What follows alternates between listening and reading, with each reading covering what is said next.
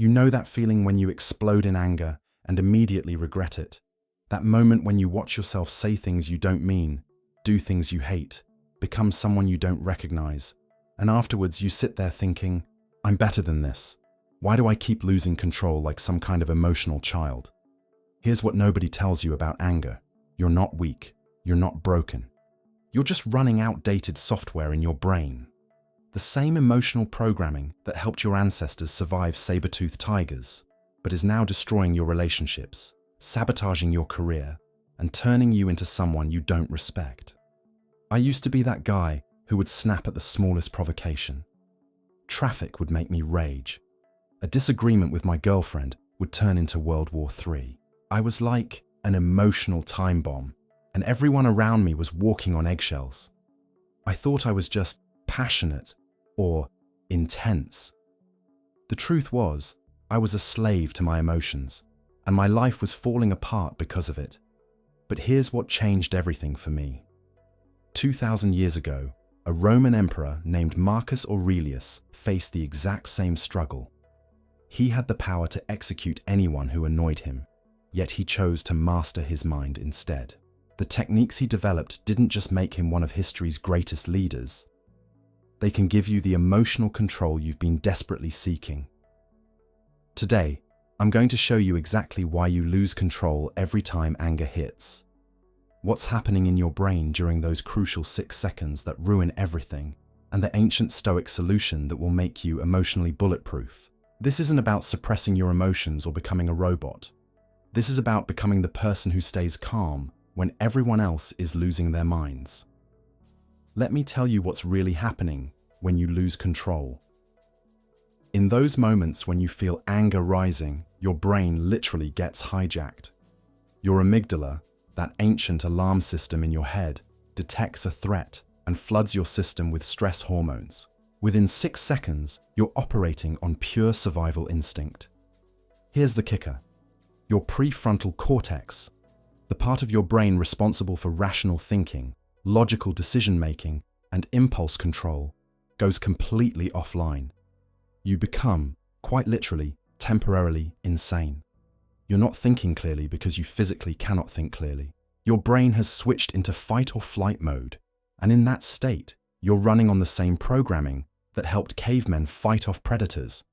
But here's where it gets really messed up. In our modern world, this survival mechanism is triggered by things that aren't actually life-threatening. Your boss criticizing your work, your partner not texting back, someone cutting you off in traffic. Your brain can't tell the difference between a saber-toothed tiger and a sarcastic comment from your coworker. It responds to both with the same nuclear option, emotional hijack. And once you're hijacked, you do and say things that your rational self would never approve of. You attack the people you love most. You sabotage opportunities you've worked years to build. You become the villain in your own story, and you hate yourself for it afterwards. The worst part? Every time this happens, you're actually strengthening those neural pathways. You're literally training your brain to be more reactive, more explosive, more out of control. It becomes a cycle. Anger leads to regret. Regret leads to shame. Shame makes you more sensitive to triggers, and more sensitivity leads to more anger. You're stuck in an emotional prison, and you're the one who keeps locking the door. This is why willpower doesn't work. This is why just calm down is useless advice. You can't think your way out of a hijacked brain any more than you can think your way out of a heart attack. You need a different approach entirely. Now let me tell you a story that will change how you see anger forever. Marcus Aurelius, arguably the most powerful man in the ancient world, had a moment that almost destroyed his reputation and his relationships. During a heated debate in the Roman Senate, a senator publicly humiliated him with a vicious personal attack. Aurelius felt his blood boil, his hands clenched into fists. For a split second, he was ready to unleash the full fury of an emperor's rage. But then, something extraordinary happened. Instead of reacting, he paused. In that pause, he made a discovery that would become one of the most powerful insights in human psychology. Anger is actually fear in disguise. Think about it. When someone criticizes you, You're not really angry at their words. You're afraid they might be right. When someone disrespects you, you're not angry at their behavior. You're afraid of what it says about your worth. When things don't go your way, you're not angry at the circumstances. You're afraid of losing control, of being powerless, of not being enough. Epictetus, another Stoic philosopher, put it perfectly. It's not what happens to you, but how you react to it that matters. Your anger isn't caused by external events.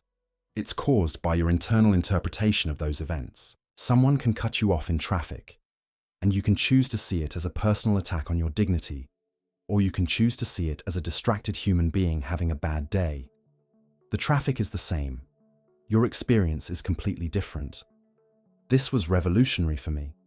I realized that every time I got angry, I was actually revealing my deepest insecurities. My rage at criticism was really fear that I wasn't good enough. My frustration with other people's choices was really fear that I couldn't control my environment. My anger was just fear wearing a mask. Seneca, the Roman philosopher, learned this lesson the hard way. He once lost his temper so spectacularly in front of the Roman Senate that it nearly cost him his political career. The humiliation of that moment taught him something profound.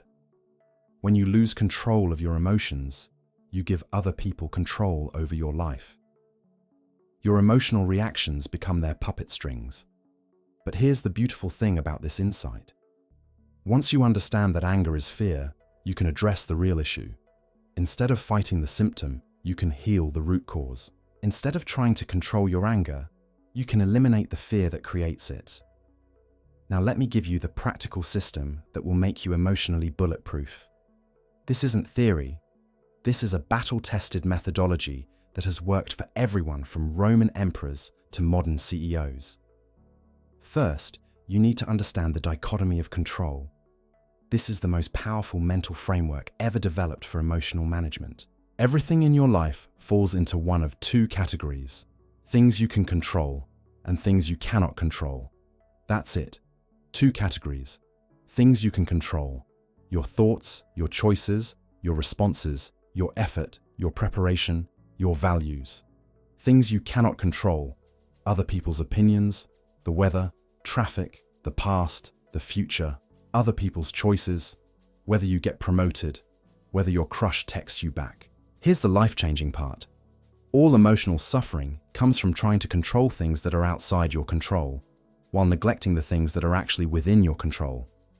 You get angry at your coworker for being lazy because you're trying to control their work ethic.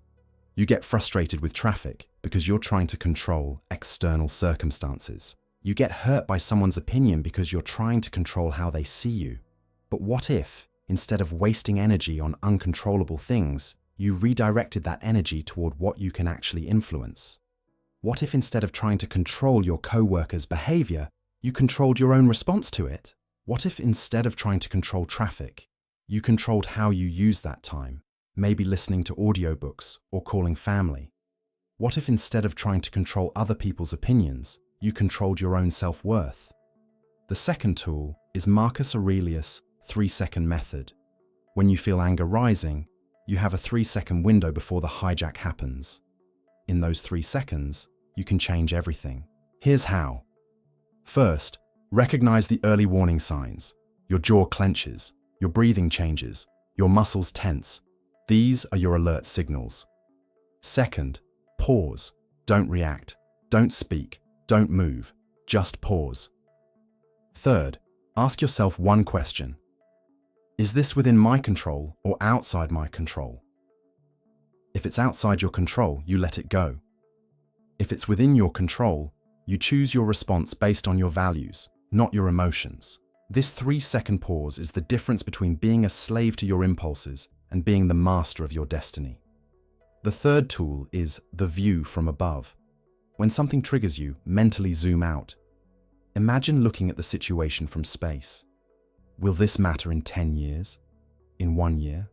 In 1 week? Most of the things that make us angry are so trivial from a cosmic perspective that they become laughable.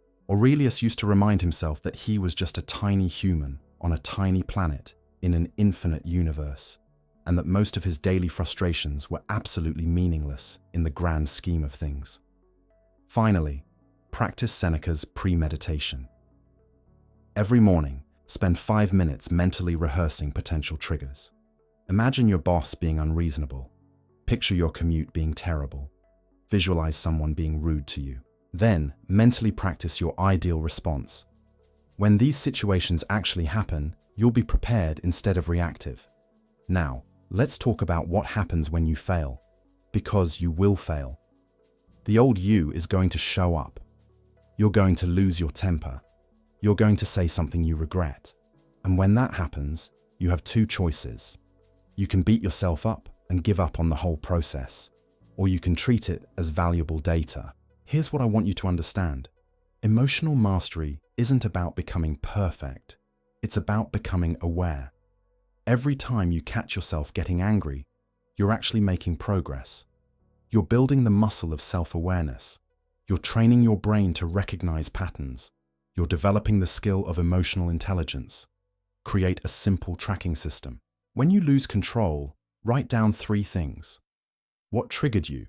What you were really afraid of underneath the anger? And how you could respond differently next time. This isn't about self-judgment. This is about pattern recognition. Over time, you'll start to see your triggers coming from a mile away.